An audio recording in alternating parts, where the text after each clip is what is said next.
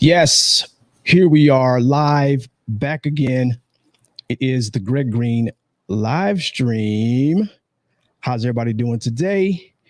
Thank you so much for stopping by, whether you're watching the live stream or watching the playback.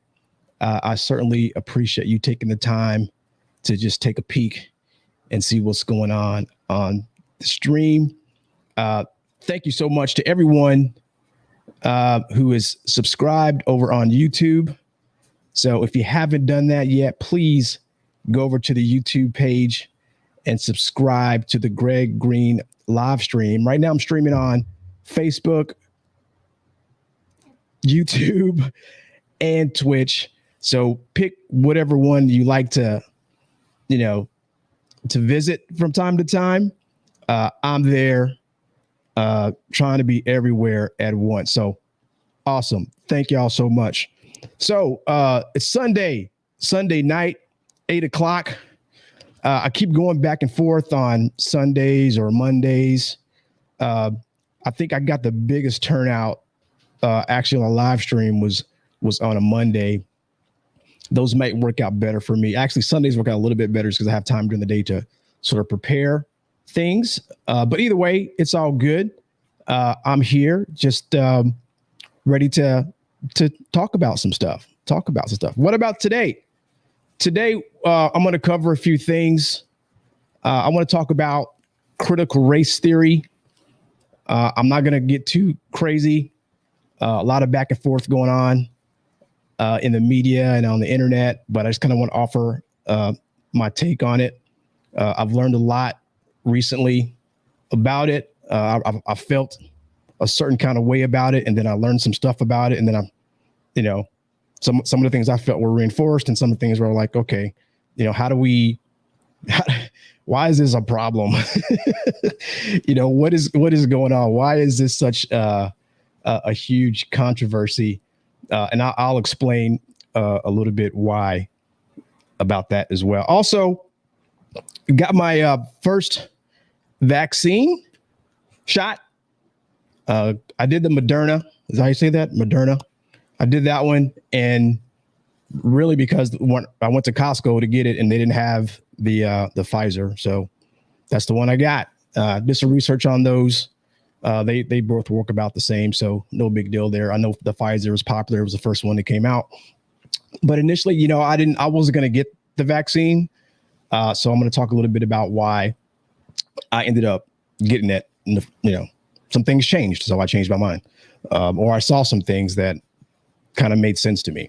That's it's kind of what I want to touch on with both of those topics. Is I remember when I was in the military, and even now with the people that I lead in my day job, I try to get folks to when they're making decisions or when they're forming opinions, think about what makes the most sense. What makes the most sense, right?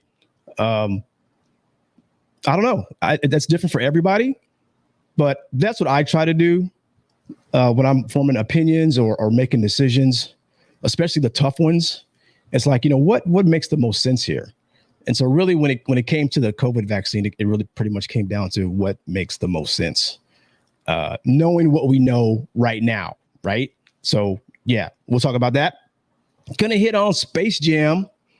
LeBron finally came out with the Space Jam 2 version. A lot of debate about who is the GOAT, the greatest of all time in NBA. Most people think it's Michael Jordan. Of course, he did the first Space Jam, which was, that it was, I guess it was popular back then. And so LeBron is, it's 25 years later. I think it's 25 years. Now he's out with a new Space Jam movie. Took a little bit different direction. And, of course, get a lot of criticism. But I watched it with my little ones. And I'll tell you, how that went and what I think of the movie overall. And then lastly, I'm just going to I'm going to start this thing where I'm going to start doing my favorite social media post of the week. And so I've got a few things that I kind of want to just show and share.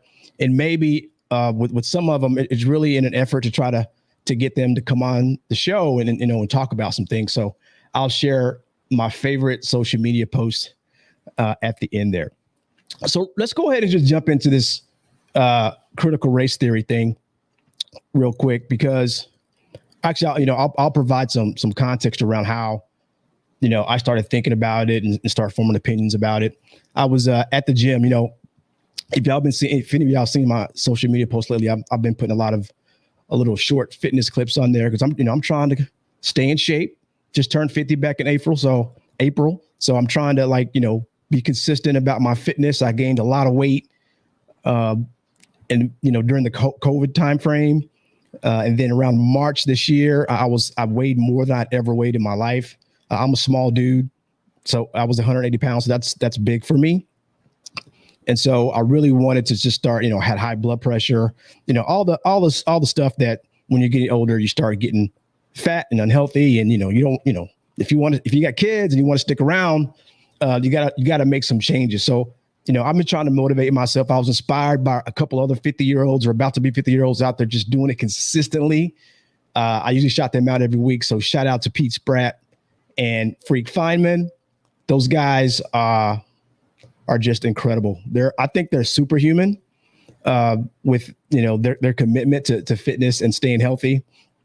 And so so I've been putting some of those little clips out of me doing that, just to stay motivated and then help inspire others. I've received a lot of feedback from those. So thanks everybody for watching those and commenting. And even a couple of people have started their own little regimen of fitness and making some goals for themselves before they hit 50. So, if you're in between 45 and 50, you're not in the best shape.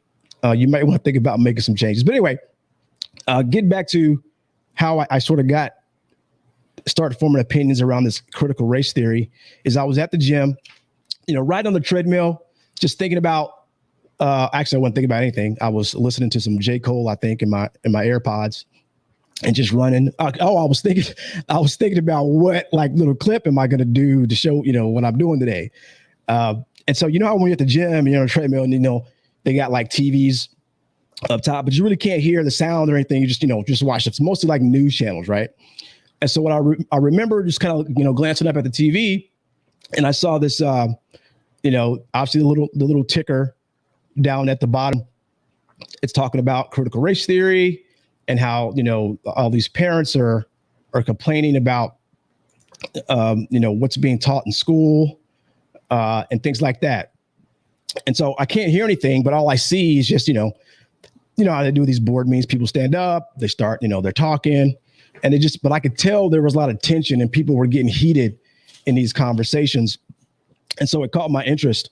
And so obviously I can't hear. So I pull out the phone and start, get on YouTube and start Googling stuff. And sure enough, the clip that I had just seen on the news pops up, and there's this lady, and she's like, she was speaking on this, and she was emotional and she was crying, and she's like, just because I don't want critical race theory taught in school does not mean I'm a racist. And so I thought, okay, yeah, okay, okay. I was kind of wondering why she felt that way, or why she thought that, this particular curriculum was something that would call her a racist or anybody else a racist. And so I started watching more, as I got home, and started watching all these videos, and I start forming opinions. And I'm like, man, I got to talk about this on the show because I'm feeling a particular type of way about it. What am I going to say? What I'm going to do? And then I came across a video of the Joint Chiefs of Staff and his sort of response to some criticism that he was getting about, I guess, critical race theory being taught in the military. Excuse me. And then I thought, so after I seen that clip, I was like, okay, wait a minute, maybe I need to learn a little bit more about this, because I really, honestly, I hadn't really heard of this until, on the treadmill watching the TV, and I never heard the term critical race theory. Now, after like saying after watching a bunch of videos and thinking about it more, I do remember when I in college that there was parts of that being taught. I took a intercultural communications class, and a lot of the concepts of critical race theory were in that class. It wasn't called critical race theory, obviously, but then it made me think about, okay, yeah, I remember sort of doing stuff like that. And really, it's just it's scholarship. It's forcing people to critically think. But anyway, before I get into that, let me just share. I want to share that clip. It's real short. I want to share that clip of what General. I don't know if the name is pronounced Milley or Milo. I think it's Milley. What he said, and then it made me want to like get more information. And so and he says that right from the get-go. So, and I'll sort of set the stage for this. So I don't know what kind of hearing they're in, but they're asking him about this. They're asking him, and they're asking the Secretary of Defense, who was black. And I really was surprised at the Secretary of Defense response. I'm not going to play his response, but he pretty much just sort of dismissed it. It was just like, hey, we're not teaching this. I don't even know where this is coming from. And like, what are we talking about? And I was like, okay, that's good to know. But then General Milley gets on and he goes a little bit, he talks about like, well, maybe he wants to learn more about this. And it got me thinking about learning more because I'd formed an opinion based on a bunch of YouTube videos that I watch, right? Or a bunch of, clips from the media on YouTube that I watch. And so I thought, after hearing him, I thought maybe I should get some more information. Let me just play what he said, because I think it's I think it's pretty important. Let me share my screen here. No. There he is right there. There I am right there. And I'm just gonna first of all, on the issue of critical race theory, et cetera, I'll obviously have to get much smarter on whatever the theory is. But I do think it's important, actually, for those of us in uniform to be open-minded and be widely read. And the United States Military Academy is a university.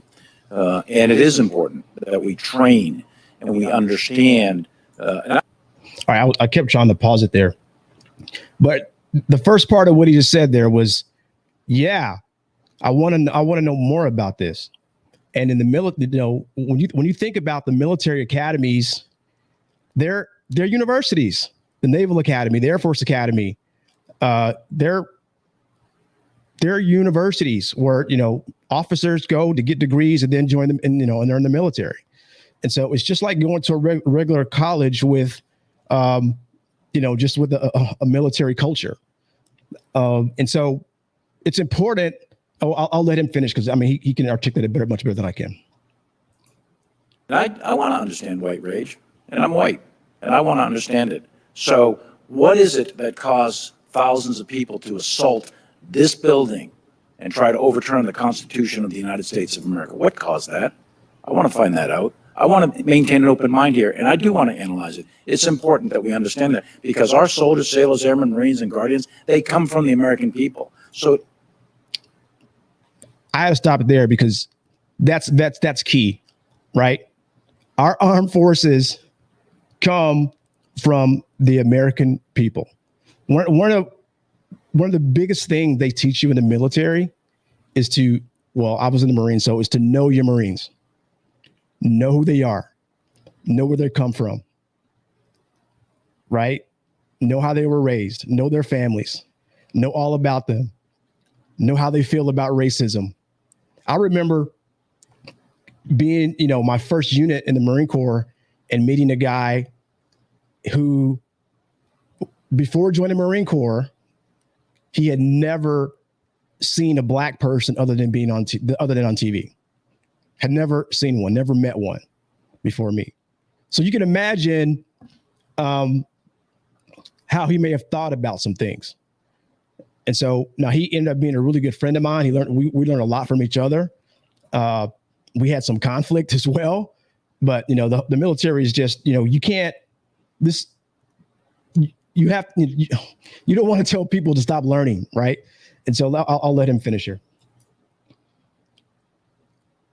Is important that the leaders now and in the future do understand it.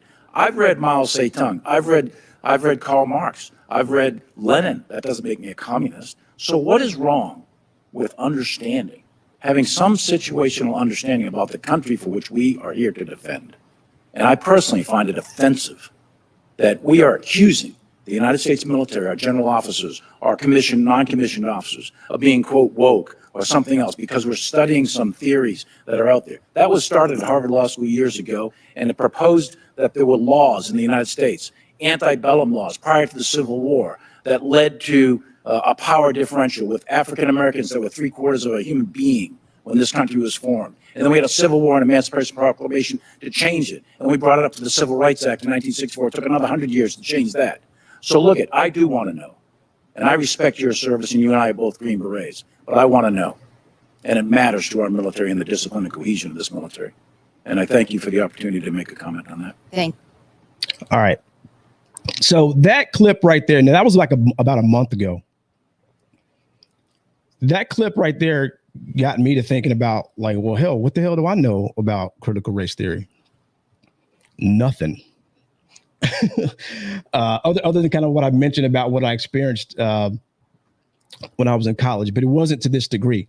So of course I get on the Google machine, I come across this piece of literature, and actually I think I have a photograph of the cover of this book that I could show you. And really it is I think the first thing you should know about critical race theory is that this is not, as far as I know, and from everything I've heard, this is not being taught K through 12. Right? It's not being taught K through 12. This is scholarship for higher learning, right? And so let me just open this up real quick. And so yeah, it's by Richard Delgado and Jean Stefanchik. This is the 3rd edition of Critical Race Theory. So that's important to know. It's an introduction. It's important to know that's the 3rd edition because critical race theory hasn't, it's been around for a minute, right? It didn't just pop up. It's been around. And so it's really a course that you would take in college. So that's just, so I pick up this, this piece of literature. It costs like $5 on the, on Amazon, Kindle, $5. Why not? I get it. And, I start checking it out and I learned some things, right? And what I learned, well, first, let me just kind of, before I tell you what I learned, let me just tell you sort of like what's kind of happening around America. So here in Texas, they are, I think it's based on, all of this controversy. And I'm just going to pull it up because I had some things I wanted to share that a friend of mine sent to me. They're starting to change, or they're starting to make laws. Man, I had this thing in here and now it's gone. Where'd it go? That's all right. Give me a second. I'm going to find this. So in Texas, what they're doing is so I guess earlier this year, they had some legislation and they wanted to include, a lot of diverse literature in the teachings in schools, right? And so all of a sudden, they decided they wanted to change that and not teach some things. So this piece of legislation, I got it right here, is called SB 3. Critical Race Theory Bill SB 3 passes in a Texas Senate by a vote of 18-4, right? So the legislation, while intended unduly, would restrict important but challenging conversations that otherwise occur in classrooms. So this is somebody that I think supports it. My opinion is based partly on the teachers who testified about the unnecessary pressure, intimidation, and uncertainty it would create for them. Trust our teachers, one testified. So So basically before this piece of legislation was when it was being looked at, a bunch of teachers came, they testified that, hey, this is not really a bad thing. And, trust us what we're teaching. We're not really, teaching kids that they are oppressors. So you get all these teachers saying this before. I guess mostly the people who testified were in favor of this curriculum. Now, again, keep in mind, this is not something that has been or is currently being taught in K through 12, right? It's just not. It's all, I think it started back at Harvard. It's usually graduate level curriculum. So there's another senator who's a Republican, Brian Hughes, and he said this bill requires a broad framework, but doesn't affect what is taught. It creates civics training program and prohibits teachers from being compelled to talk about current events or controversial issues, among other things. Our classrooms should be places for fostering diverse, fact-based decision and various perspectives. They're not for planting seeds for a diverse political agenda. So they're claiming that there's some political agenda from the left to make it seem like white people are oppressive today. Now, what this bill does, it will remove the requirement to teach things like slavery in ways that is morally wrong, women's suffrage, equal rights, the Emancipation Proclamation, Martin Luther King Jr. speech, I Have a Dream speech, yada yada yada. So let me get back to General Milley's comments real quick, and let me tell you something about what I know about generals. Having spent 20 years in the military, because he got a lot of criticism for that little clip I just showed you, and I think there was one commentator who called him a pig.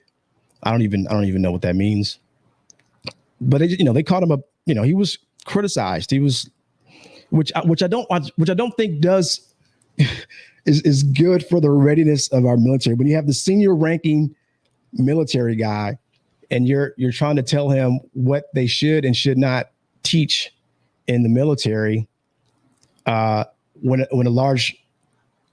some of these people haven't even served in the military, it's sort of weird, right? It's weird.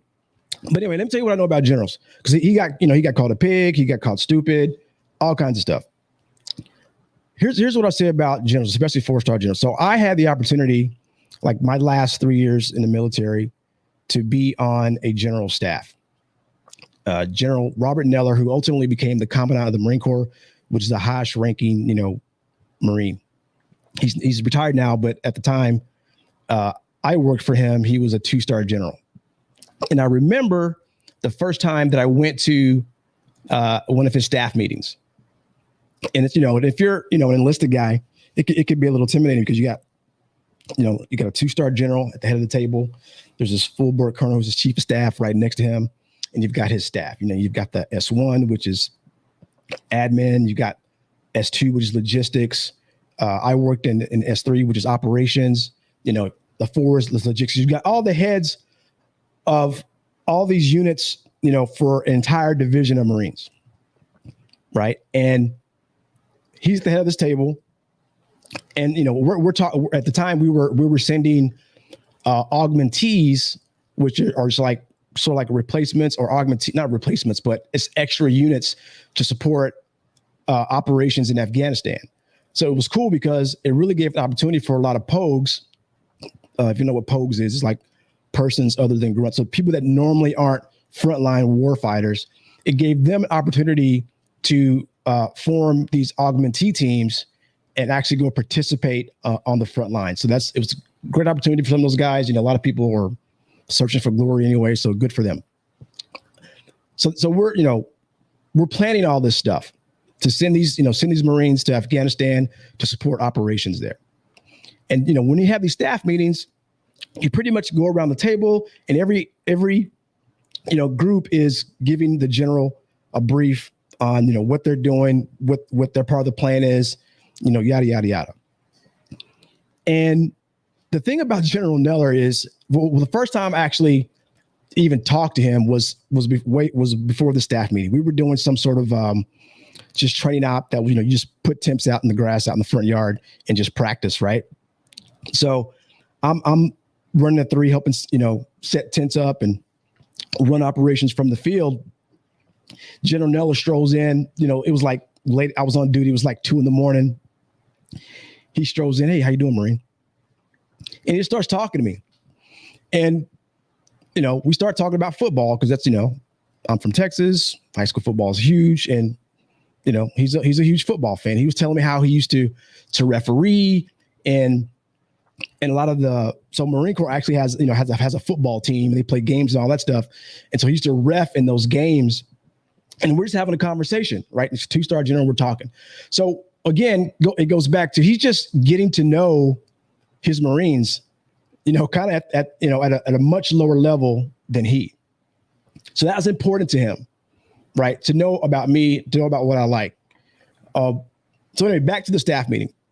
So the one thing you'll know about General Neller in these staff meetings is that he is clearly the smartest man in the room. Have you ever just like been in a party or maybe been at a meeting at work, and there's just one guy or girl who is just knows everything and is on top of it and just knows everybody's job, knows what they're supposed to be doing, and he just is in there just doing his thing, asking questions because he wants to make sure that every section is prepared for whatever we're planning or whatever we're about to do. He wants to ensure that, right? And I just had never been in a room where I saw colonels and lieutenant colonels just getting their asses wore out because, shit was messed up or needed to be changed, needed to be fixed, or they weren't thinking.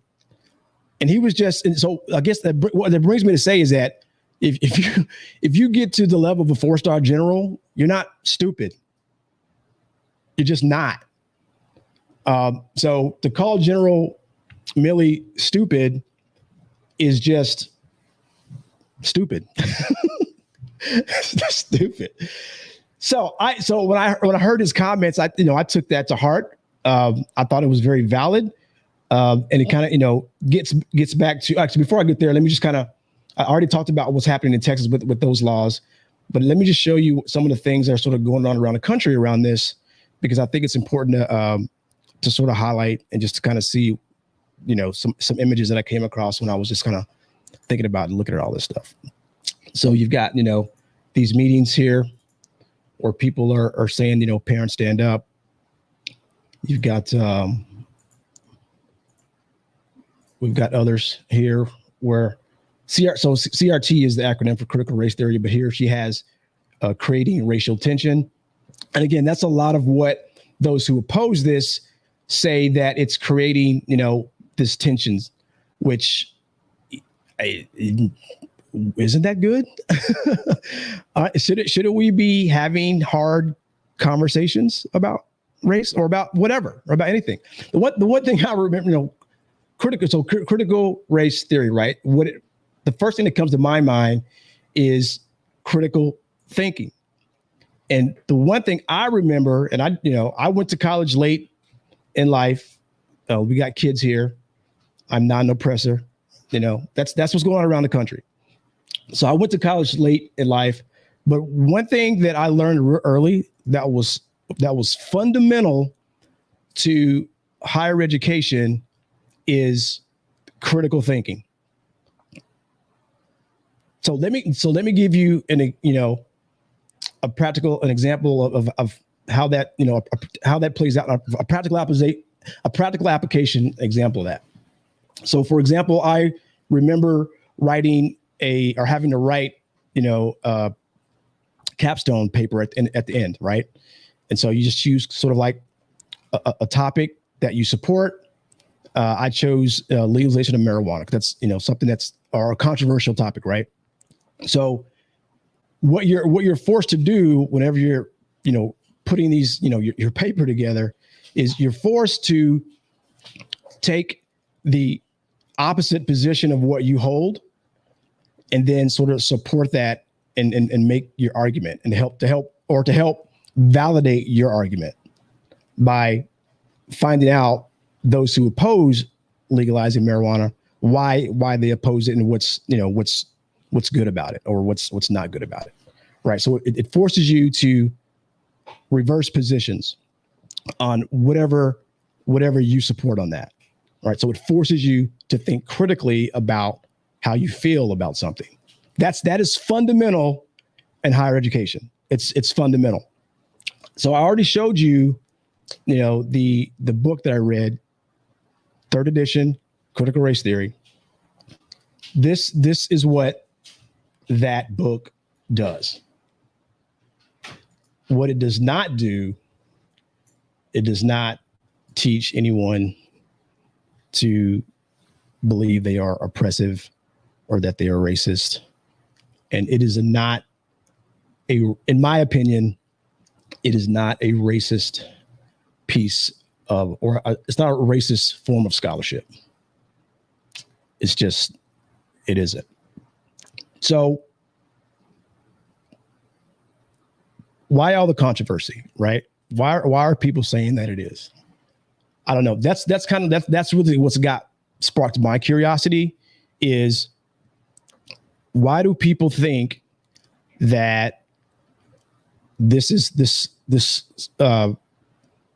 course, because that's basically what it is. It's a course. And actually I'm going to kind of read some examples from the book. It's a course that forces students to think critically, which again is fundamental to, higher education. So what is critical race theory though? What is it? So when I first saw it, I really didn't know what it was. So in the book, it has a glossary of terms, and it defines critical race theory as a progressive legal movement that seeks to transform the relationship among race, racism, and power. So this book is actually littered with a lot of legal stuff, right? It calls out a bunch of different legal cases in which they force people to think about whether or not race played a part in these outcomes. But that's not all it does, right? The main thing that it does, it asks its students or the people taking the course to think critically. What it does is it asks a bunch of questions. It asks a lot of questions. It asks a lot of questions, and it references a lot of books, a lot of literature. So read this, read that, read this, read that, just to gain some more context, gain more perspective. But let me give you an example. So basically, what they do is, they'll talk about a bunch of stuff, and then they'll create an exercise for the classroom to do. And I'll just read the very first one that they discuss. Give me one second here. And then I just kind of want to highlight what this book is, or what critical race theory is based on this. Now, having said all that, I will say that this is just one piece of literature on it, right? This is just, there's a lot of different literature. I wanted to read this one just because the title said this is an introduction, because me not knowing anything about it, I want to learn a little bit more, right? So this is an introduction to critical race theory, and it is the 3rd edition, right? Because it has changed over time, right? So as time progresses, they rewrite or add things to it because different things are happening, right? A lot of different things are happening. But here's the last thing I'm going to say. I'm just going to share with that's in this book.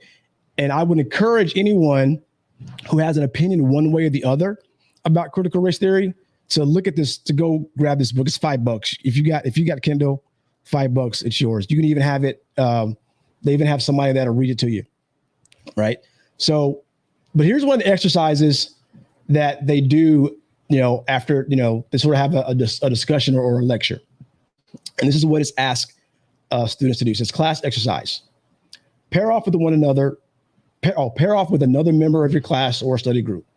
Each of you then write down on a piece of paper 5 propositions having to do with politics or social reality that you believe to be true, such as a woman should have the right to choose whether to have an abortion, everyone should be judged by the same standards for admission to school, or that the best government is one that governs least. You then offer a counterexample to one of the other person's propositions. For example, a case of governmental intervention that worked. How did the other person react? Did he or she accept your argument and modify his or her position? What was the force of your narrative, and why did it succeed or fail? Then reverse places and consider your partner's case against one of your beliefs. That is fundamental to higher learning. That is forcing people to have a conversation about what they support and why they support it, and hearing what someone else, if an opposing view of that, and then forcing you to defend the opposing view. That's fundamental, right? So again, I don't know how that is teaching our kids that white people are oppressive. So I'll read one more exercise that they do, and then I'll be done with that book. Because again, I want you guys to just go out and read it if you give a shit. If you don't, then whatever. Professor or Classroom Exercise 3, this is called, the question is asked, who calls the shots? Professor Hamar Aziz is a physicist of Egyptian descent who teaches at a major research university. Aziz recently attempted to fly to an international conference in Geneva, but was turned aside at a local airport by TSA officials who told him that his name was on the no-fly list. Aziz, who missed an opportunity to present his latest paper, is furious and wants you to help redress the harm he has suffered and make sure that does not happen again to him. In short, he wants the government to take his name off the list so he can fly once again. Your research shows that the no-fly list is full of errors and results in grounding of many innocent passengers, some of whom, like Aziz, merely happen to have the same name as someone who has attracted the attention of the authorities. Aziz is the perfect candidate to challenge this list since he has a sparkling record, is a former Marine officer and Boy Scout troop leader, and was an alternate to the U.S. Olympic team in the long jump. Aziz, however, is mainly interested in getting himself off the list, and then ask, should you take this case? So this is what they're teaching in law school. Law school, not K through 12. And I didn't find anything in this book. I read the whole thing. I didn't find anything in it that would suggest that white people are inherently racist, or that would make them feel bad about being oppressors in American society. I just didn't see that. So again, I would encourage you to take a look at that book if you have an opinion about it. And one of the things I just to make sure I wanted to do was sort of educate myself before I start talking about stuff, because I feel like a lot of people are just, they're just taking sides, right? They don't even know what the hell they're talking about. It's kind of like, that's, I don't want the show to be about politics ever. It's a shame that critical race theory, and I'm going to talk about the vaccine next, but it sucks that those have become politicized. But it's just, here's what, although I am fascinated, I've become fascinated with politics since, the last administration. I've just been like glued to everything that's going on, fascinated with it. But here's the problem with today's politics is, well, there's two main problems with our political system. The first problem is Democrats, the jackasses. Now, before you go crazy, the second problem, as you might guess, is Republicans. And it just, it doesn't make, I talked earlier in the broadcast about doing what makes sense. Does it really make sense to pick one of those others and just stick to whatever agenda is being put out there by politicians? Does that make sense? Chris Rock once said, and I feel the same way. It's like, there's some things I'm conservative about and there's some things that I'm liberal about. That's just the way it is. I'm 50. I've been able to vote for a long time. I voted on both sides of the aisle. And I just don't understand how you can't treat politics like it's your football team. You just can't. So I'll give you an example. So I'm a Dallas Cowboy fan, and every Dallas Cowboy fan I know, when you look back at that Green Bay game a few years ago, Dez caught that ball. He caught it. He did. He just did.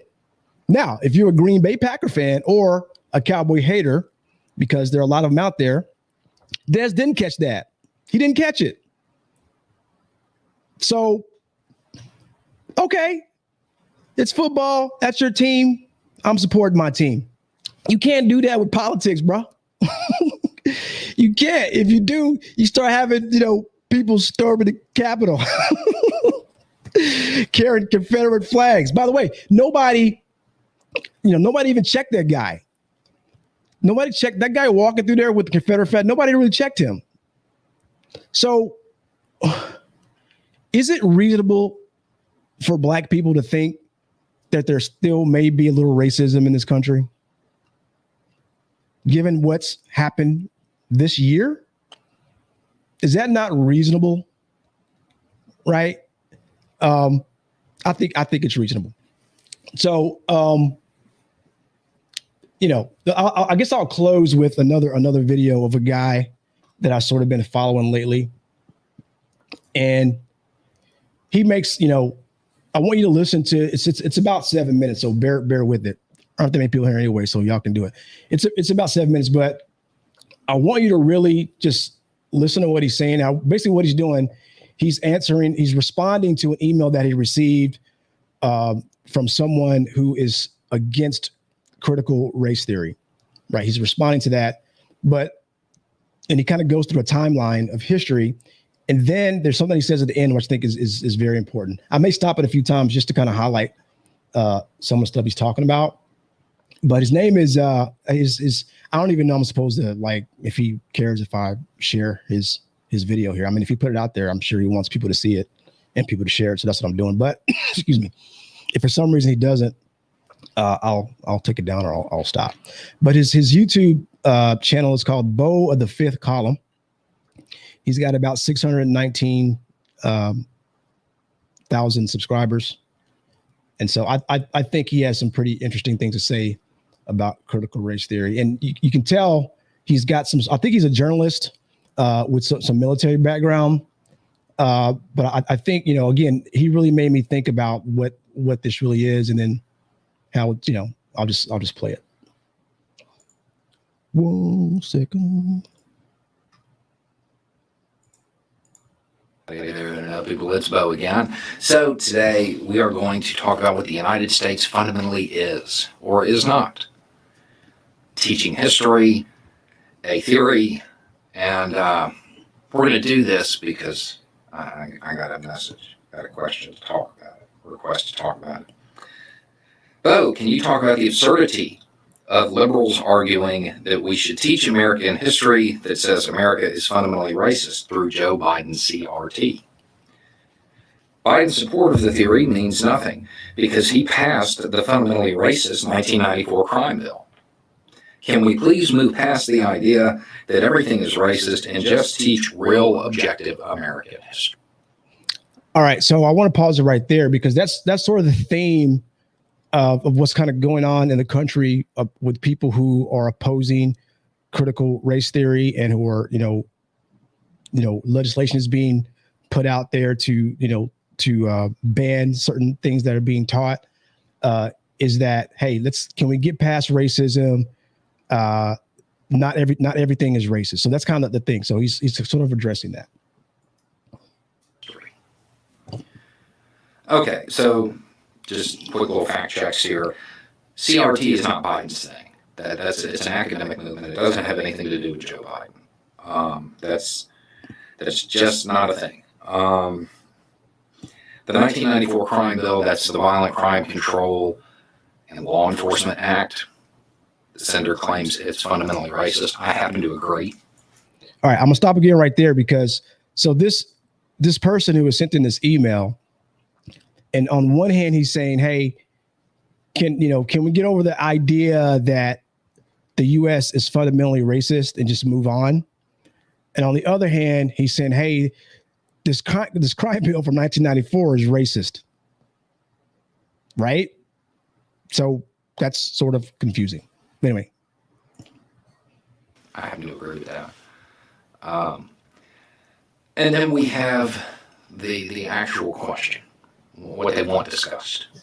Is the United States fundamentally racist? Well, first we have to determine what that means. Fundamentally racist. If you're just talking about people's attitudes, the people of the United States, are they fundamentally racist? Or generally speaking, are most people racist? Yeah. And so I'm gonna stop right there because it's real easy to sort of, what's up, Gerald? It's just real easy to sort of misinterpret what he said right there. So the book is called Critical Race Theory, an Introduction. Gerald Smith from my hometown. What up, Gerald? Is asking me that in the chat. It's called Critical Race Theory, an Introduction, and it's by Delgado and what was the guy's name? I'll forget it. Just Google it. You'll see it. You'll see it. Third edition. Right. So right here, let me just play that again because I got sidetracked. Let me just play what he just said. Generally speaking, are most people racist? Yeah.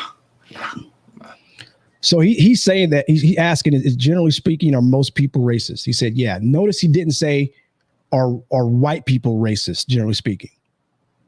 He said, generally speaking, are most people racist? And he agrees with that.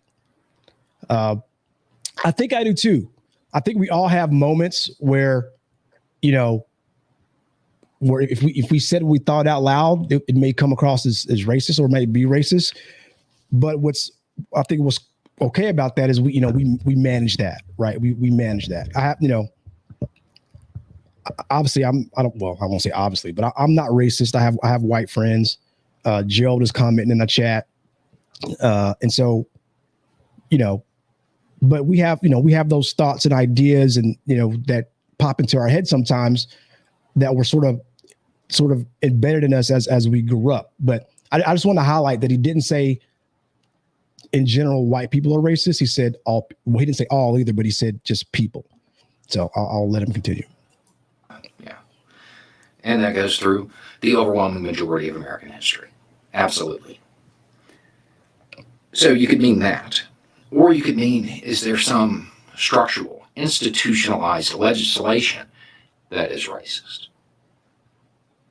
Well, let's just run through a timeline, and we'll see if it's there. Okay, pick your founding date. Doesn't matter. 1776, 1789. Does not matter. Okay? From day one, there was institutional, legal racism. It was enshrined. It was a part of the American structure in slavery. That lasted until the 1860s, and then it went through a fundamental change. Okay? So you have that legal structure in the beginning. When it ended, almost immediately was replaced with a less severe, structural, institutionalized, legal form of racism. And that lasted about 100 years, until the 1960s, late 1960s. That's just Black Americans right there. if we want to stop at this point. So I want to stop there too, because he's talking about legislation, right? Has there been any legislation in that timeline that is racist? And so one of the things that critical race theory and introduction calls out, so the third edition that it calls out, is a lot of different court cases and a lot of different legislation that can reasonably be seen as racist, right? It's just calling it out and asking people to take a look at it and question it, and then maybe we should change it, right? So he's kind of like hitting on that. You don't even have to get into the Exclusion Act or the treatment of Native Americans. The removal of Native Americans is how it is framed in most American history books. The removal of Native Americans. That is like a really super polite way to describe ethnic cleansing, which is what it was. And that started from day one. And it doesn't matter how you want to define it. At the very least, that went on until 1918, because up until that point, the U.S. military was at arms fighting against natives. That's a pretty big chunk of American history there. But then we have something else, thanks to this email. According to this email, they claim, and I believe, that the 1994 bill, that act, was fundamentally racist.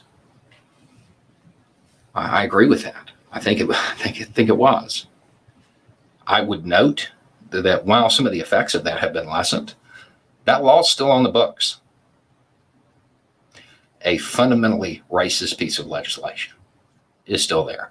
So from day one, from the founding until today, you have racist legislation.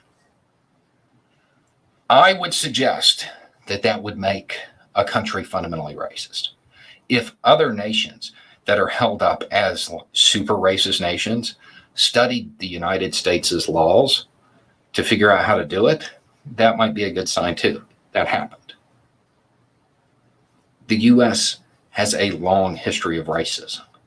That is objective reality. That's history. That's the truth.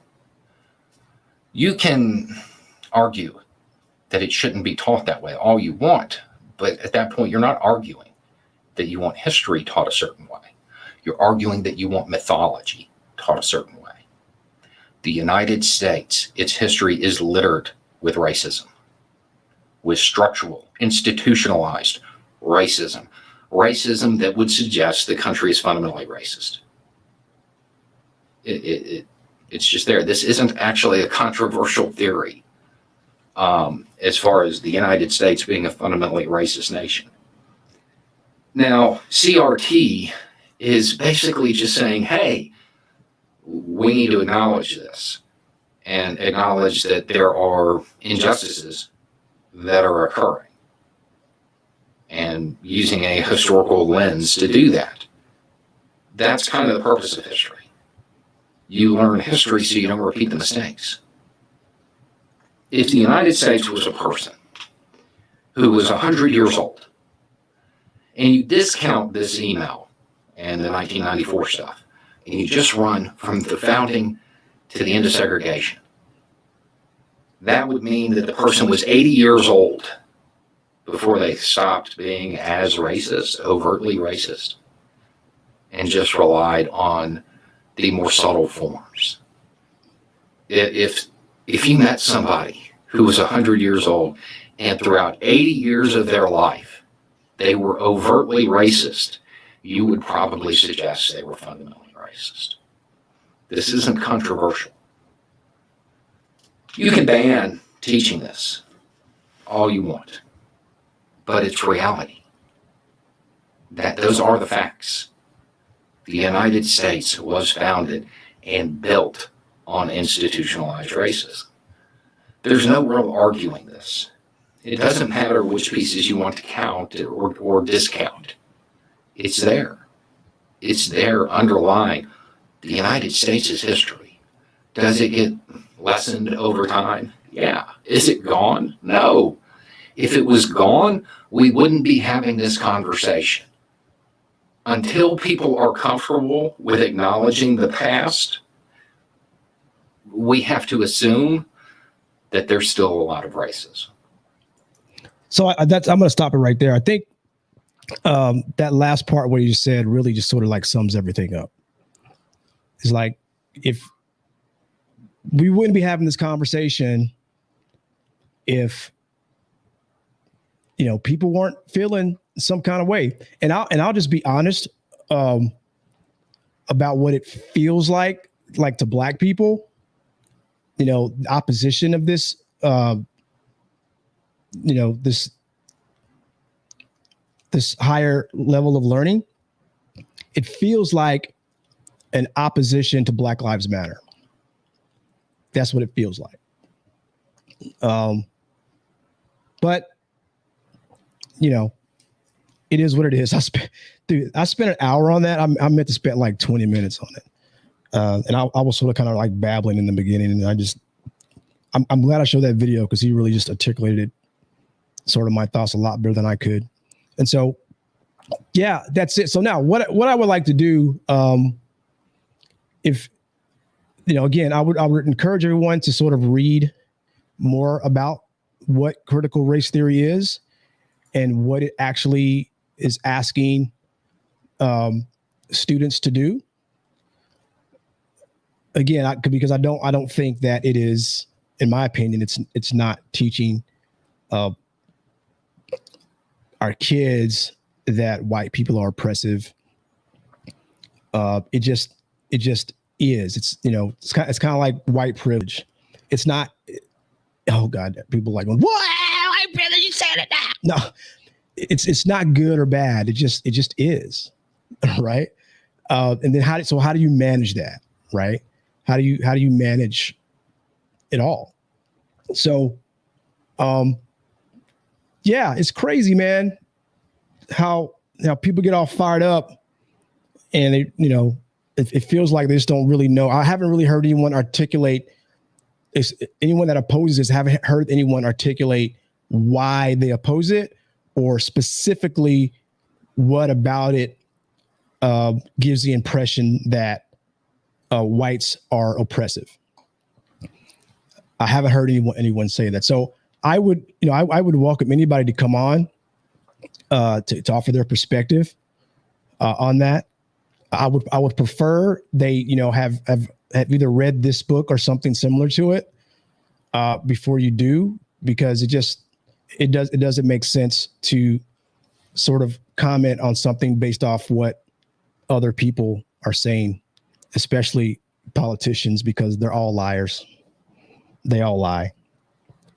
So again, I would encourage everybody, if you care about it, if you know, if you're seeing it on TV and you're feeling some type of way about it, if it's having an impact on your relationships with your friends, I would learn a little bit more about it. And, you know, don't take my word for it. Don't take don't take his word for it. You know, I just haven't seen anything to oppose anything that he said that made sense to me. All right. And then move on. Right. And take care of them kids, man. Just teach these kids to love each other, man. And these kids don't even care. Right. It's all the adults running around raising hell and screaming at people and doing, you know, excuse me, all kinds of madness. But yeah, I spent an hour on that. And I really didn't want to spend that long. I said that I wasn't going to spend that long on it. But anyway, yeah, that's what that is. So remember, if you haven't done so, and again, thank you for all those who've I'm trying to get to 100 subscribers before the end of the year. I know that's not a lot, but that would make me happy over on YouTube. So please jump over on YouTube and like me there. Right now, I'm streaming on YouTube, Twitch, peace laughing, YouTube. That COVID cough. No, man, I cough every time I laugh, I cough. I don't know why. It's like when I laugh, I cough. I just said that, didn't I? I should start coughing. No. Yeah, streaming on YouTube, Twitch, and Facebook, of course. Please jump over there on YouTube. And put that clip out last week. I think I got 2 more followers on YouTube. So I appreciate y'all who did that. Whoever you are, thank y'all. But y'all need to start sharing my shit and liking it, right? I know it's sometimes boring, but I'm working on this shit. It's getting better. Shit, work with me. I'm just waiting for y'all to come on in and talk about it. So where I was going to go with the whole critical race theory. If anybody wants to offer their perspective on it, just come on through. You know, I'm open to hearing. You know, so really, what I want to understand, I want to understand why people feel like this is so damaging to our kids. Because I don't see it. I read the book and I don't see it. Again, critical thinking is fundamental to higher education. That's what I learned when I went to college. That's what they made me do.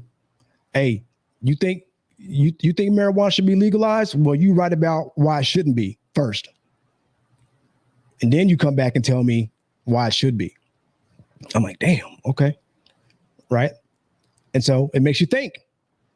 It makes you look at things from a different perspective, not just from, your own narrow view in your world of people that you live around who all think the same shit, right?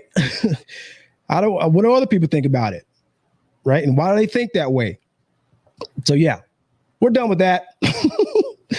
We're done with that. But anybody's welcome to come on anytime. We can bring that back up. I'm not gonna bring it up again unless somebody wants to come on and talk about it and offer, a different point of view. So I guess I feel like I just need to get that off my chest. And it's off my chest now. So let's talk about the COVID vaccine shot that I got the other day. So initially I was like, hell no, I'm not getting this vaccine. And I was one of those people that was like, nope, they made that shit too fast. I'm not getting that. No. But then as more information starts to trickle in, see, this is how that works, right? You get more information, it's okay to change your mind. So I kind of go back to what I was saying before about being a Democrat or a Republican. And the problem with politics is that, people aren't open to changing their mind because they're on this team and this is what my team says. So I'm doing that. Des caught it, goddammit. So that's all that matters to me. And you can do that in sports. You really can't do that in politics. And that's the problem with today's politics. So, but anyway, so COVID shot, right? So I got some more information. And the first thing that I thought about was what my doctor told me, right? So again, don't listen to all these people on TV telling you to get the shot or telling you not to get the shot. Don't even listen to them because they don't know what the hell they're talking about, right? They don't know. They're not doctors. So my doctor said, Greg, why you didn't get shot? Oh no, I didn't want to I want to wait and see. Well, and she's like, I got the shot. My family got the shot. It's a safe shot to get. So I would encourage you to get it. She goes, it's a personal decision, but I'm just saying, it's safe. So I was like, all right, cool. I'll think about it. So I thought about it. And then more recently, I think earlier this week, excuse me, I got a cough again. Some more information came out. And it said that out of all the hospitalizations, all the recent hospitalizations from COVID, 97% or so are folks who have not been vaccinated. Don't take my word for it. You can go look that up somewhere. I haven't heard anyone deny that yet. So to me, I forgot to change my banner. Hold on. See, this is why I need, so my son's going to be producing next week and he's going to be changing his ticker for me. It's because I always forget to do it. So I found out that information. I'm like, well, damn. I probably should go ahead and get this shot. And, my whole thing about kind of waiting to see what happens to everybody else, that time is kind of gone. I've seen it, a lot of my friends, a lot of people that I know have gotten it. No issues. No like satellites tracking them or some shit like that. You know, no one's had a heart attack. And nobody's gone to the hospital. So to me, that's like a no-brainer. Just go get it. On top of that, and I was talking to Pete about this a couple of weeks ago, is that 20 years in the Marine Corps, man, I got stuck with every shot you can ever imagine. Why am I tripping all of a sudden? Why? You know, why am I tripping? You know, why is everybody tripping? You know, most people have been getting vaccinations since they were babies. Most people's kids are required to have vaccinations before they go to school. Nobody was tripping. So why am I tripping? I was like, why am I tripping? Just get the damn shot. So I went and got it. My arm was sore for a couple of days. I think today's third day, starting to feel a little bit better. I get the second shot in a few weeks, and then I'll be done with it. You know, it's a wrap. Hopefully I won't, you know, have a damn heart attack. I don't think that I will. So again, it's okay to change your mind. People don't want to be wrong, man. Why? It's okay if you're wrong about some shit. Just, oh shit, I was wrong, or I changed my mind. It's all right. It's all right. It's all right. You ain't gotta like stick to your guns to the bitter end. It's like new information comes in. Oh shit, I didn't know that. I changed my mind. It's okay. One of the things my wife said to me, because, you know, I was sort of explaining to her what's going on with the, you know, people, you know, not wanting to get the vaccine. There was this guy that had on the news. There was this guy that, you know, got COVID. You know, he was not vaccinated. You know, he was in ICU and all that shit. And then, you know, he's recovering and he's about to get out of the hospital. And, you know, this reporter is asking him, you know, so, you know, like, do you wish that you would have gotten it? And he's like, no. He's like, well, I mean, if knowing what you went through, I mean, if you'd known that before it happened, would you have gotten the vaccine? And he's like, no, I wouldn't have got it. Well, why not? Because they're shoving it down my throat. What does that even fucking mean? Because they're shoving it down his throat? This dude nearly died knowing that nobody that's been vaccinated is being hospitalized anymore. But because a particular group of people, he proceeds to be shoving down his throat, I'm not going to get the shot. I'll just die. Okay. Good luck with that, bro. Good luck with that. I got mine. I'm good. I'm good. Now I know some people that still aren't getting it, and they got the reason to get it. It's a personal choice, but I got mine. I'm not taking no chances, right? I know what this has done to black people. I'm black. I know people that have died from this, at least 2. So why even chance it? I still got babies, man. I got twin daughters that are just 7 years old. I'm trying to be around to see them graduate. I'll be 60 when they graduate. Like about 60, it's crazy. So anyway, yeah, I kind of want to be around for them to grow up. Now, I could get hit by a bus tomorrow, but you know, ain't shit I can do about that if that happens. But yeah, again, I'm not telling anybody to go get it. I'm just telling you why I changed my mind and why I went and got my shot. So again, if you want to come on and share why you did or didn't get it, that'd be cool to hear. But again, it goes back to what makes the most sense. What makes the most sense? Every major decision that you make, you should think about, well, what makes the most sense first, right? It's not the only thing you should consider, but you should ask yourself that question, because to me, it's just a no-brainer. It makes sense. All right. What's next? By the way, we're streaming live on Facebook, YouTube, and Twitch, the Greg Green live stream. If you're watching live, great. Or you're watching on the replay, please jump over to YouTube and subscribe to the channel. I'm trying to get to 100 subscribers. That's like nothing, dude. I got like 600 people on my Facebook page that I'm friends with. Dude, I don't know 600 people. I just don't. But I love y'all, and I want y'all to go over to YouTube and like my stuff. But yeah. All right, Space Jam. Did y'all see Space Jam yet? Space Jam. Oh, shout out to Gerald Smith. He said he ordered Critical Race Theory 3rd edition, an introduction. He ordered that. That's great. I feel like I'm familiar with some of your political views, Jared. I see y'all's Facebook. I see your Facebook post, so I kind of know where you stand on politically. But it's all good, man. It's all good. Just I would recommend that nobody just stick to one team, right? Or what you should do, just going back to critical thinking, you should be very critical of the party you support versus hating on the other party. Criticize your house, right?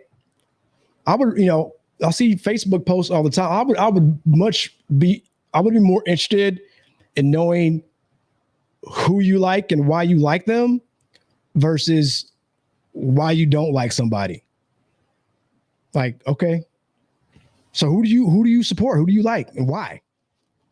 That's more interesting to me. But in today's world, it's all about hate. Hate. I hate them. I don't like what they're doing. Nah. They crazy. Who do you like, motherfucker? Why? Huh? Why? So let's talk about people hating on LeBron for Space Jam. Why? It was a good movie, man. It's a kid's movie. I don't know why people expect LeBron to be some some major thespian. He's not an actor. He's just a guy that trying to make some money. It's the American way, right? So y'all hating on LeBron, saying he can't act. The movie wasn't as good as the first one. Let me tell you, here's what the only thing I was disappointed with Space Jam 2 was the cancellation of Pepe Le Pew. What the hell happened to Pepe Le Pew? The Me Too movement got Pepe Le Pew. That's crazy. He is fundamental to Looney Tunes. Hey, baby. Shady.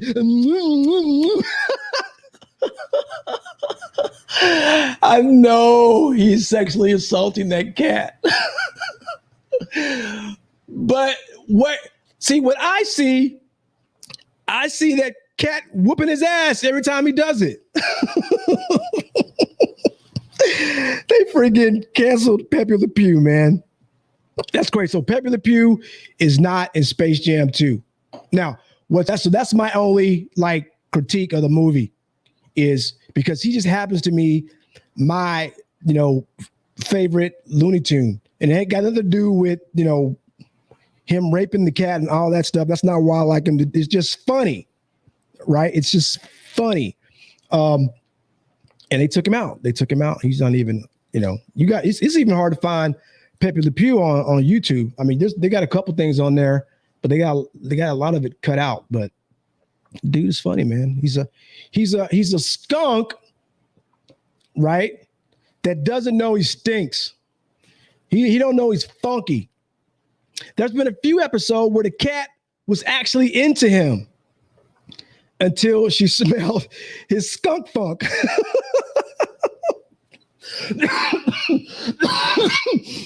See, when I laugh, I cough. Maybe I do have COVID. She was into him until she smelled his skunk funk, and then she proceeds to scratch his ass up and get the hell out of there. But Pepe is persistent, and that's why Me Too don't like Pepe, because he's persistent. I don't know. I think I don't think I would have bagged my wife had I not been persistent, because she wasn't even feeling me at first, straight up. I had to work for that.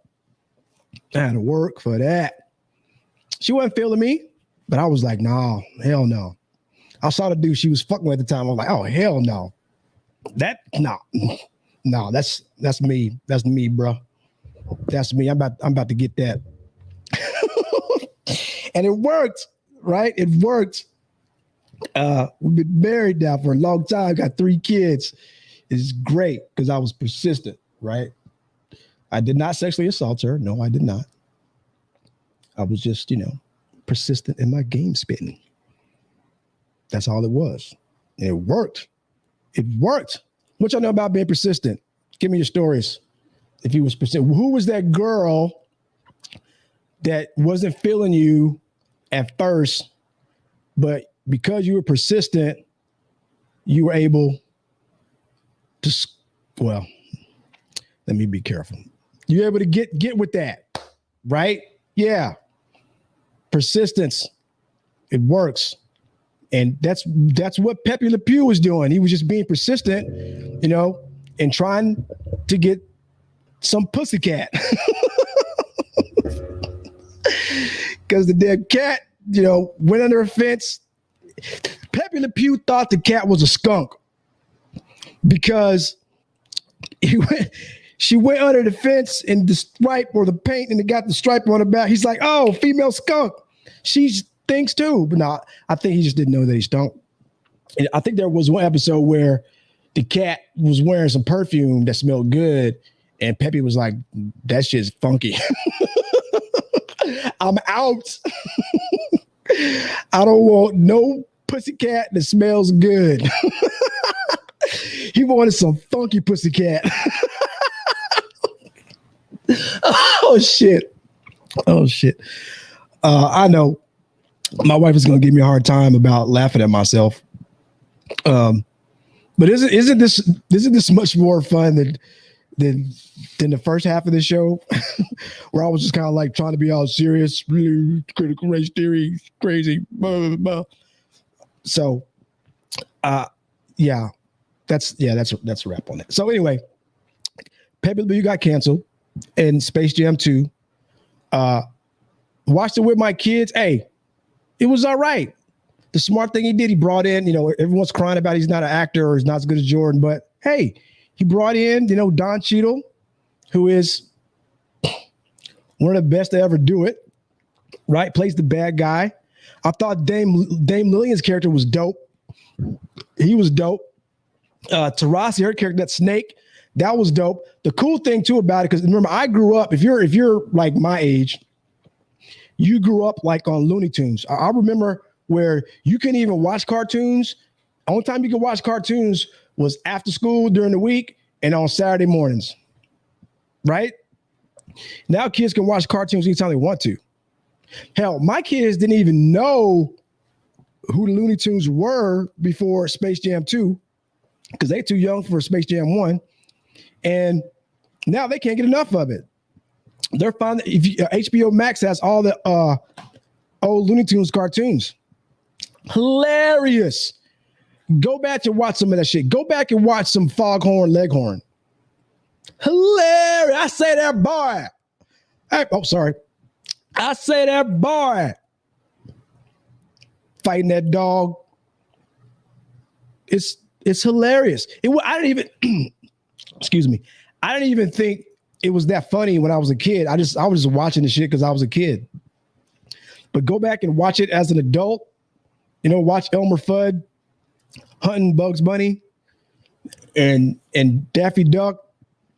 It's funny. It's hilarious. It's hilarious. Remember that bird?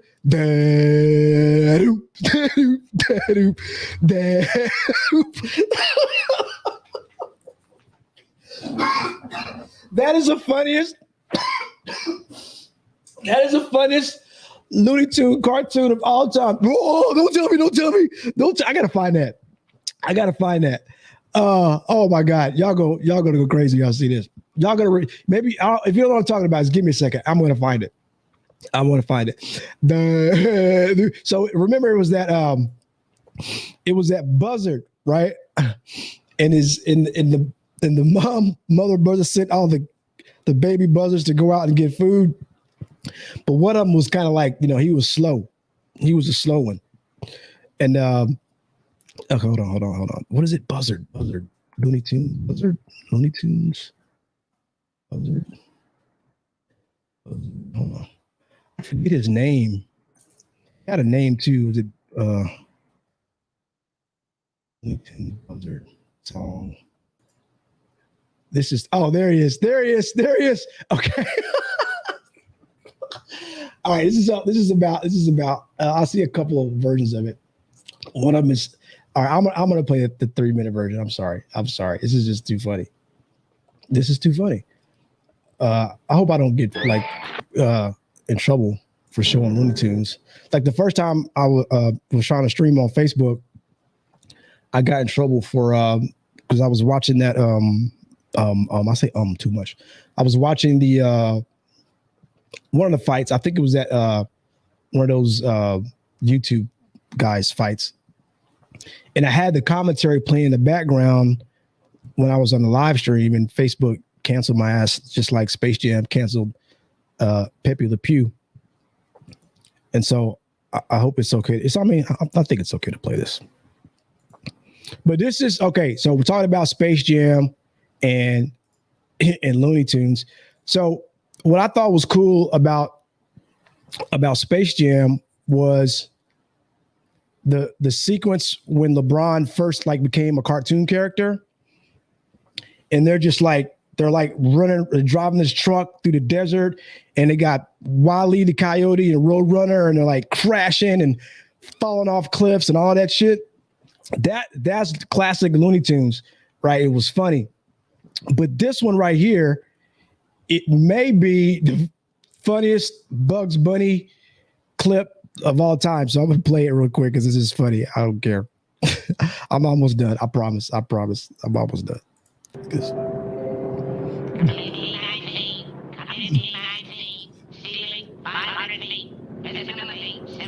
This is a classic.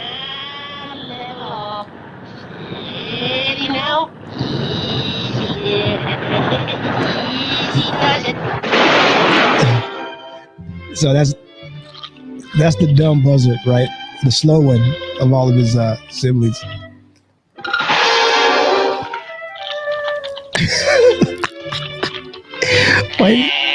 What's up, Doc? My mama done told me To get me the dinner. What's happening? What's you looking for?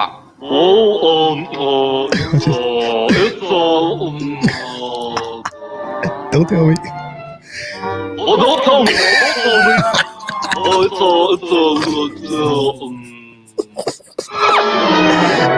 a rabbit. Okay, Doc, you got me. But, you better let me tidy up a bit, boys. I'll just be a minute. Hot diggity. I'm a little too smart for it. Help? A buzzard is two-faced. A buzzard is two-faced. You know something? I think he's a tricking me. This bird should have been in Space Jam. He should have. Watch this. Naughty boy.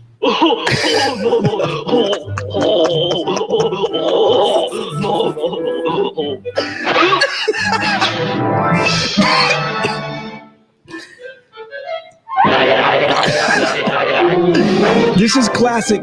These are real cartoons right here. I don't know what these kids are watching today, but this is funny cartoons.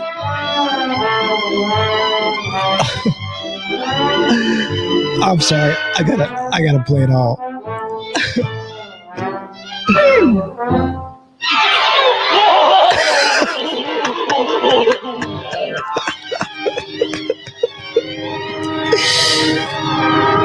It's almost over. I didn't even change it better.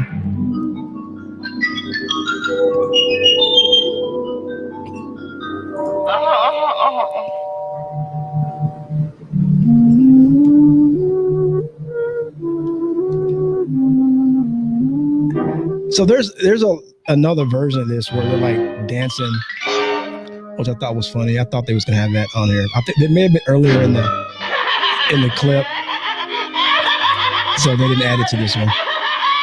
But this is one of my favorite Looney Tunes Isn't it? cartoons.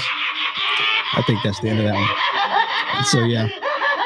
Anyway, so Space Jam, I thought was okay, man.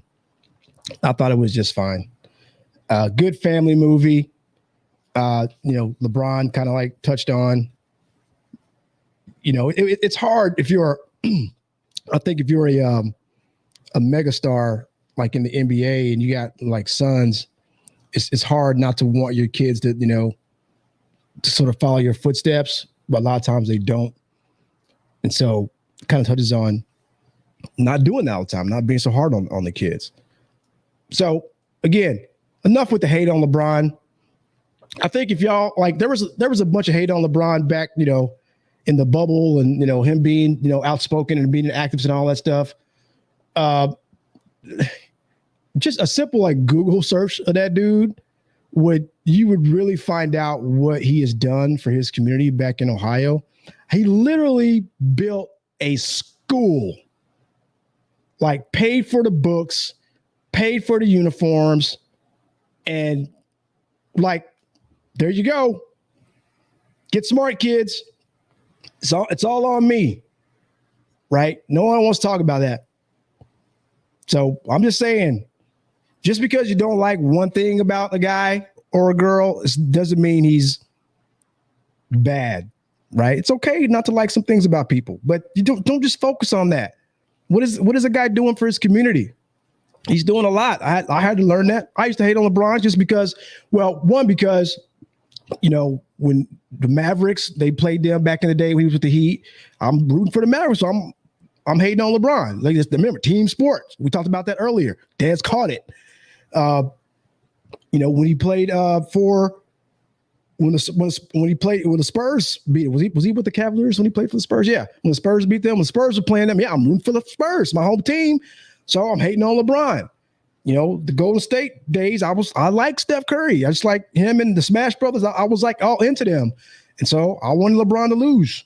I was hating on him, but I can appreciate, what that dude has been able to accomplish for himself and his community. So stop hating on LeBron.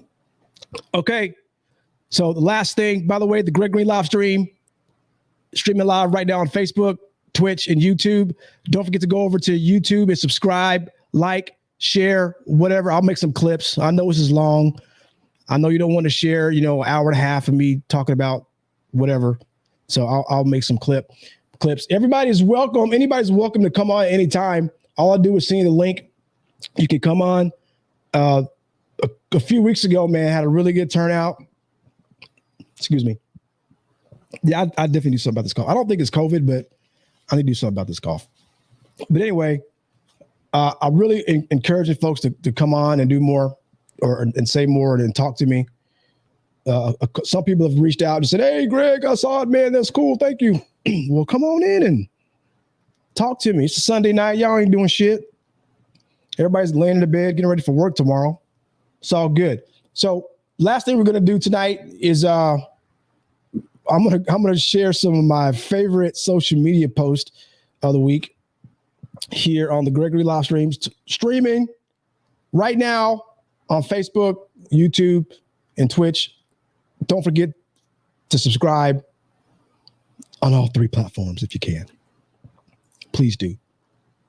YouTube, though, is where I need folks. I got a lot of people on Facebook.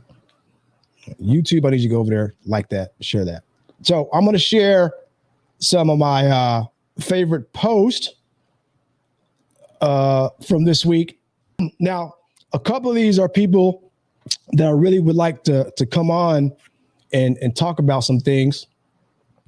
But first, again, I want to give a shout out to Tasha. Of course, she had to make the list for one of my favorite posts this week's.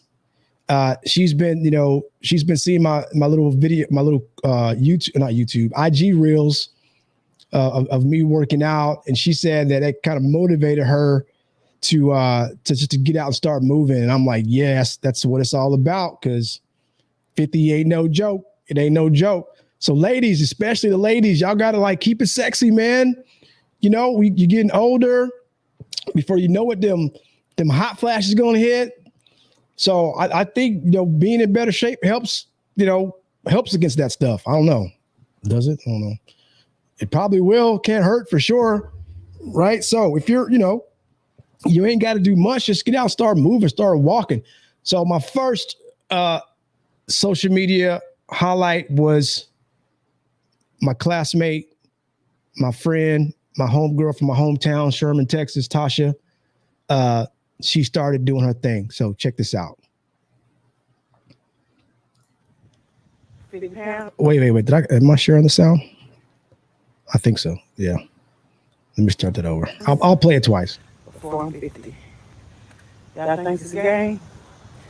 Where are my supporters at? I need y'all. One more time. 50 pounds, 450. Y'all think it's a game? Where are my supporters at? I need y'all. Hey, I support you, Tasha, 100%. I support you 100%. So just keep it going. Keep it going. I hope you'll put a post, you know, at least 2 or 3 times a week, or you doing something. If you just walk in, just walk. Again, just be consistent. Walk it out. You know, walk 1 mile, walk 2 miles as far as you can. Walk a few more miles. Before you know it, you will start to see those pounds come off just from walking. You ain't got to try to kill yourself, right? I got a couple friends that are just freaks of nature. You know, not everybody can be Pete Spratt. And everybody can be Freak Feynman. Those dudes are like on some other shit. And they get it, right? But they have a different mindset. And that's just what they do every day. It comes natural. They go and they work out. And they look great, right? At 50. So I'm trying to keep up with them to a certain degree. But you know, it's worked.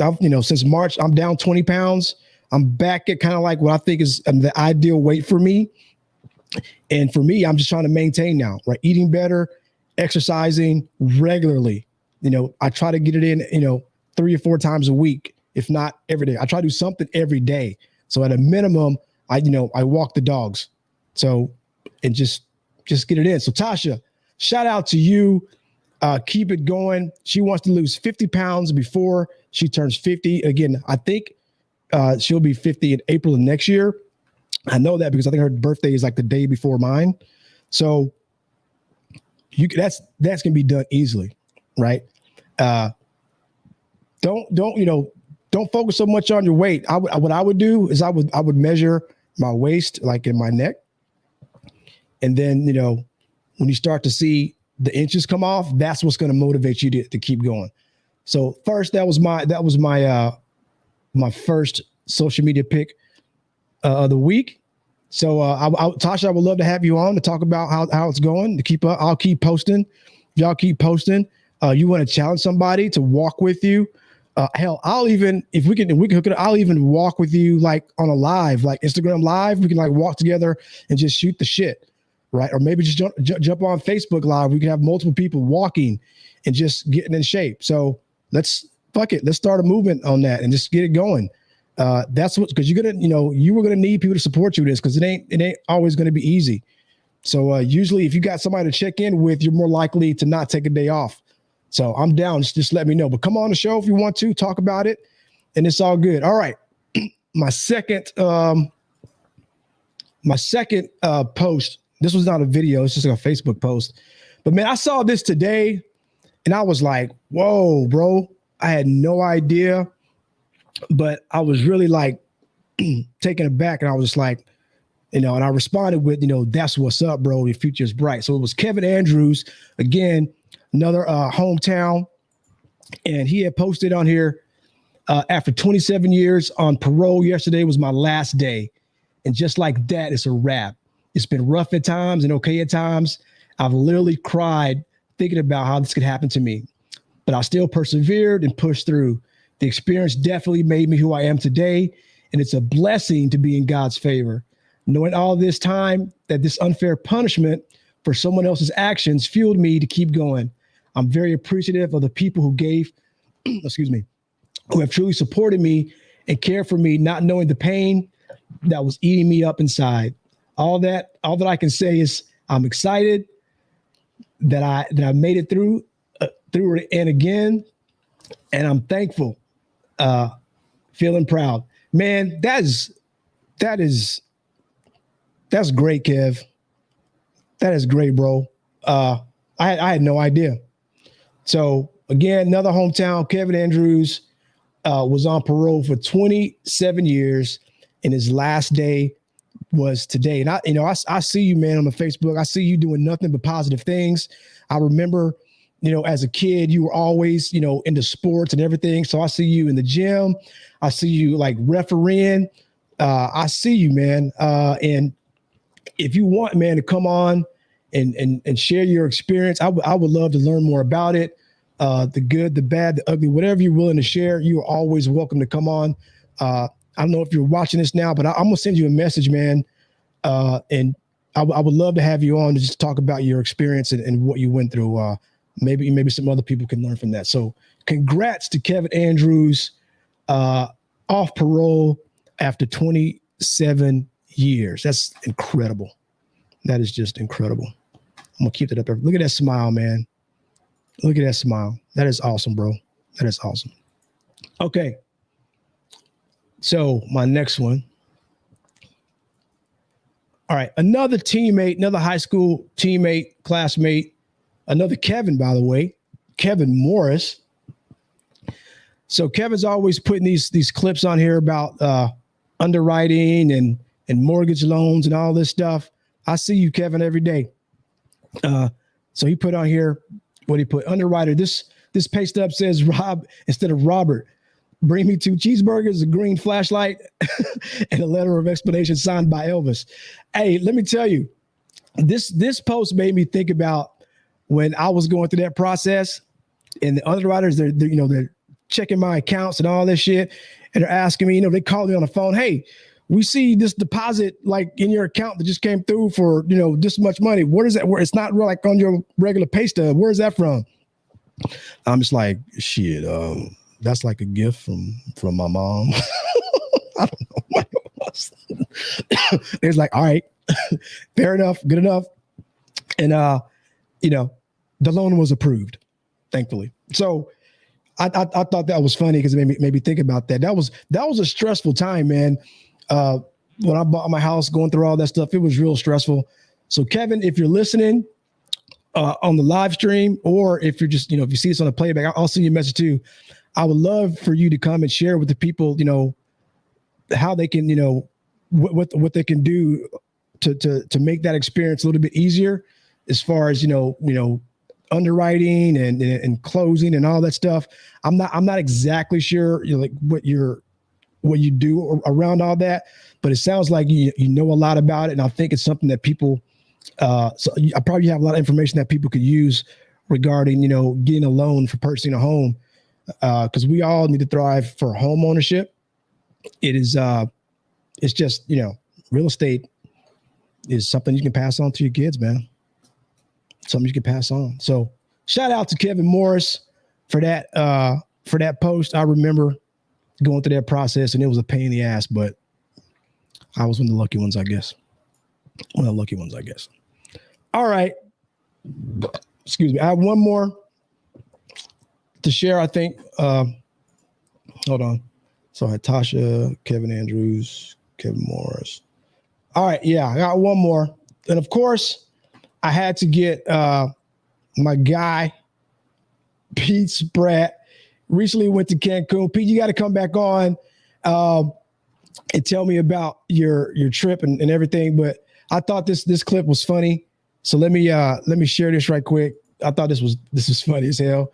Out here on the beach. Hold on, I'm trying to blow this up. All right, hold on. Got the slow motion going. Look kind of crisp, bro.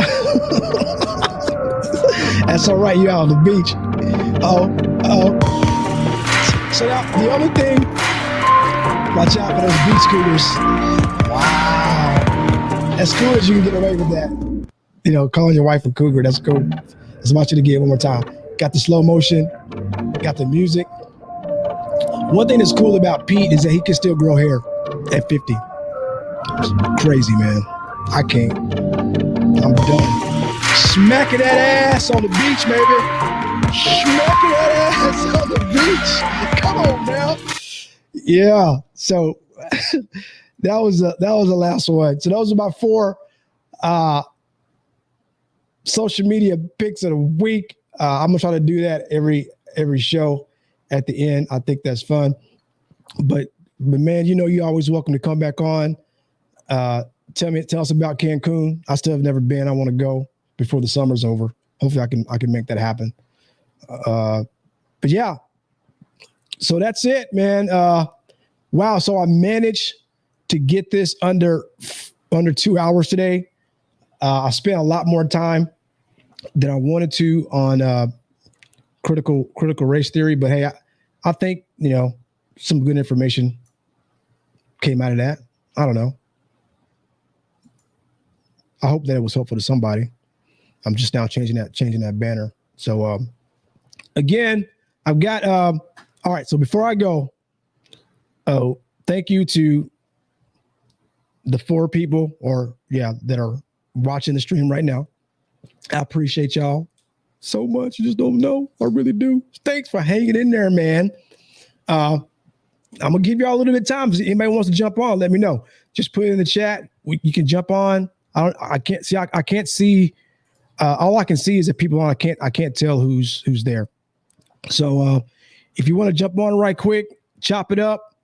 Throw a little note in the chat. And what I'll do is I'll just throw the link in the chat real quick. If I can remember how to do that. There it is. Dun, dun, dun, dun, dun.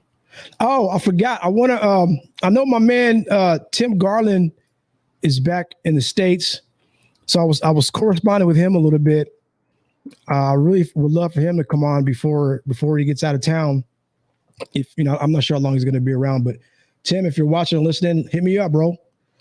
Hit me up and come on, Debo, you too, right? My old LT from back in the day.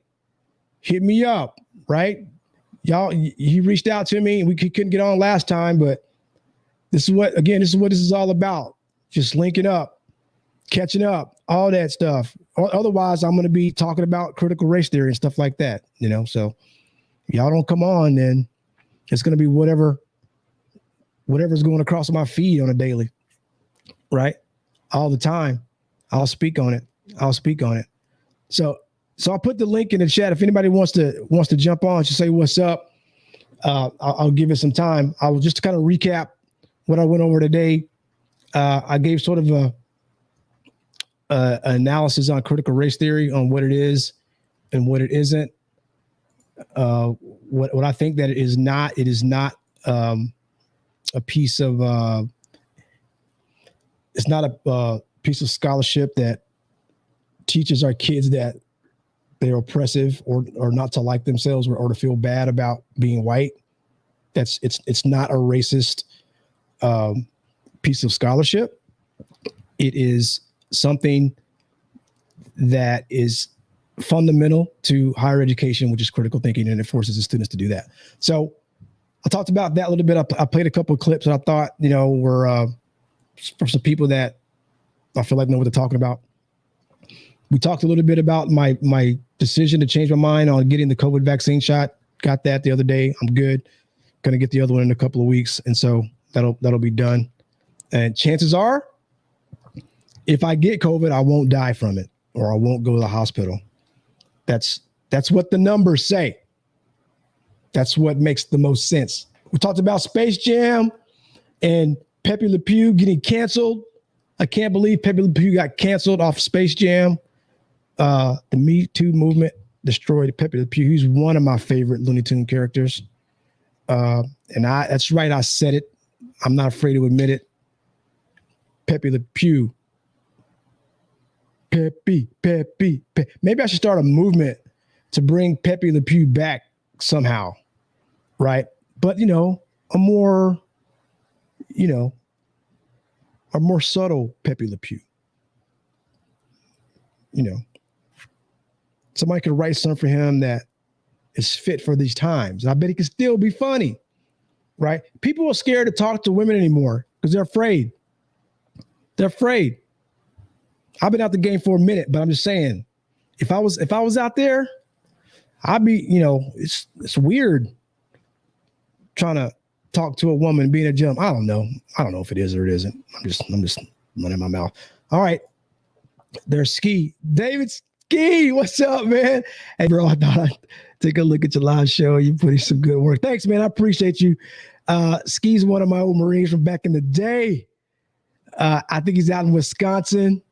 Man, I miss my days back in 2-3. 2-3, the Mad Deuce, baby.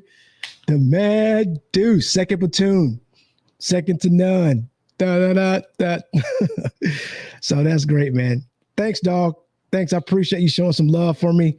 I'm just out here cutting it up. Just cutting it up, talking a little shit, all that. You got a beautiful family, man. Beautiful family. I see you out there on Facebook. I see you.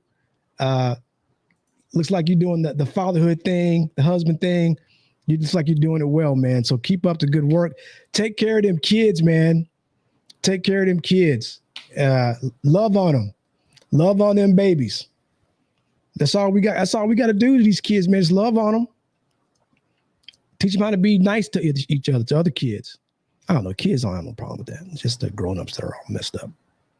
All right. I'm about to shut this down. I put the link in the chat. Nobody's gonna come in. I'm gonna go. So again, the Greg Green live stream. All right. So moving forward, I'm really gonna stay committed to jumping on here once a week. The last couple times has been like every other week. But one thing that I've learned since in my search for more subscribers on YouTube is that the more I post, every now and then some folks jump in and subscribe to the channel. So I appreciate that. Thanks, Gerald, man. I'm glad you stopped in to check me out, dog. I appreciate it. You're welcome to come on anytime. Oh shit, I got 34 now. Dude, that's 2 more than I had before the show started. Oh, let's go. So whoever the 2 new ones that came on, I appreciate that. I appreciate y'all. Just trying to get to 100, man. Just trying to get to. So what I'm gonna do, I don't know if I'm gonna put out any clips this week because I don't know how I feel about the first part of this, just because the way that I was articulating my thoughts, I didn't think it was very good. But I'll find something to put out there that's short that people won't lose their attention on. But I appreciate it, Gerald, man. I hope you'll come back next week. I don't know if it'll be Sunday or Monday. I don't know what I got going on next week, but it's always going to be on Sunday or Monday. Let's go with that. And I'll try to put out a heads up before. I'll try to stop saying so much. That's one of the things I'm calling out on myself. That says did it again. I'm gonna stop doing. But hey, what can I say? I'm just getting better. I'm getting better. So Gerald, if you're one that wants to subscribe today on YouTube, appreciate you, bro. Appreciate you, man. I'm gonna put some clips out this week, and then share them. Share that clip. I'm glad that you're able to get that book. When you get through reading it, man, if you want to just kind of like tell me what you think, I'm open to it, one way or the other. It doesn't matter. I mean, if you feel like it's something that shouldn't be taught in school, based after reading that, just let me know. So, but I think it's important to understand before you read it that this is being taught at a higher level. This is not something for kids K through 12. A senior, I don't know, it could probably be taught in high school. But this is nowhere close to being at the elementary or middle school level. This is stuff that lawyers get in law school. Lawyers are getting this in law school. This is not something. Now there may be some sort of like, I don't know, dumbed down versions of this that I think that some of these legislators feel like teachers are being sort of liberal with and just doing their own thing. But I don't know. So I would just encourage you to get involved with your school system. Find out what's in the curriculum, what you agree with, what you don't agree with. I'm not sure people were doing that before this whole CRT movement came. So I don't know. I don't know if they were doing that or not. I don't remember seeing any board meetings, people yelling and screaming about it.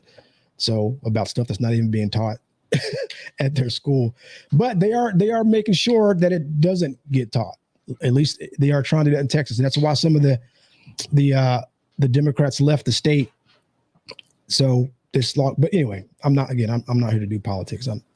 I'll save that for my own head and space and not for the show. But again, social issues I'm all about. And I think this is kind of a social issue that's been politicized. So we all have, well, not all of us, but a lot of us have kids. A lot of us care about what they're learning. Just don't be tricked by other people thinking that it's something that it's not, right? Find out for yourself what it is and see, hey, what you can learn from it. I think if you get this book, Critical Race Theory, an introduction, I think it's a good start because it's just that it's an introduction to what it is. And again, what it does is it just asks a bunch of questions and it wants people to think about stuff. It gives you a bunch of scenarios. It wants you to think about it. It wants you to take a position on things and it wants you to think about it. It wants you to take a look at the opposing view of how you feel about it, and it wants you to think about that, right? It's fundamental, critical thinking. It's fundamental to higher education. So that's all I think this piece of curriculum is doing. There's nothing that I saw that would make anyone come to the conclusion that it's teaching white kids that they are oppressive or that, they have whatever, I think oppressive is the best word I could come up with, or to make them feel bad about, the reality of America. Right. And so I'll leave you with this. There's just one thing you should look at. And again, don't take my word for it. Go look it up. And Gerald, I think you're in law enforcement, so you may know more about this than me. If you look at sentencing for whites and blacks who commit the same crime, how different they are. Is that something that we should think about and possibly change or figure out why that is? I think the reason a person could think that it may have something to do with race. Just saying, that just is what it is. So again, I hope you read the book. If anybody has any thoughts on it after that, you want to come on, feel free. Shoot me a message in the Facebook. Shoot me a message there. Again, shout out to Tasha for getting started on her journey to losing 50 pounds before she's 50. Kevin Andrews, man, just got off parole after 27 years. That is just an amazing story. I would love to learn more about it. Hit me up, man. Come on the live stream, talk about it. My brother actually, spent some time locked up. Maybe I'll have him on too if he's willing. I'll reach out to him and see if he wants to come and talk about his experience. There's a lot that I missed in his life that I don't even know about, right? I don't even know about his experience in prison. I don't even know why he went, bro. I don't even know. So that may be a conversation that we have like off this, but if he's willing to come on and do it here, it's great because I think we can all learn from that. Kevin Morris, bro, anytime you want to come on, man, talk to the people about, getting that loan for that house they want, what they can do to make that experience more smooth. I would love for you to come on and share because again, I remember I was going through that process and it was stressful, man. It was stressful. And so you always posted about that. So I want to shout you out and invite you to come on. I'll send you a note as well. And then the other post I had was Pete. Well, Pete comes on all the time, so he knows he's always welcome. I just shared a funny clip of him running down the beach and his wife smacking at us. But all right, guys, that's it for me tonight. I'm popping smoke. I appreciate y'all coming in. Peace. The Greg Green live stream out. I'll be back next week. Y'all take care.